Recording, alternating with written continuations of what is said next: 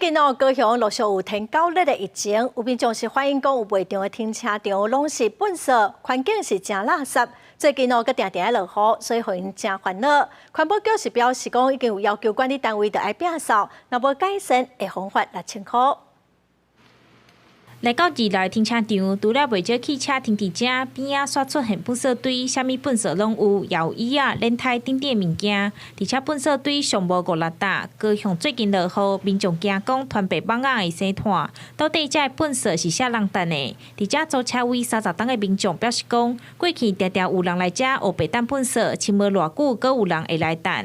遮租车租差不多30栋啊，嘿，我看的就是。 无改进，愈囤愈济。本来是讲一丝啊，正话大家看要粪扫，你若无清扫，大家看到粪扫就一直坐安尼。 根据了解，这个室内停车场是楼骹卖场甲弄球馆组的，一边是卖场的车位，互人家通停车；另外一边登记租予民众的车位。卖场表示讲，若是卖场的车位，伊拢有标示卖定期清理；其他毋是卖场的区域，目前已经协助清理粪扫，后续会甲新做厂商协调，共同维护停车场的环境。今日会同卫生单位及区公所稽查，已要求管理单位清理。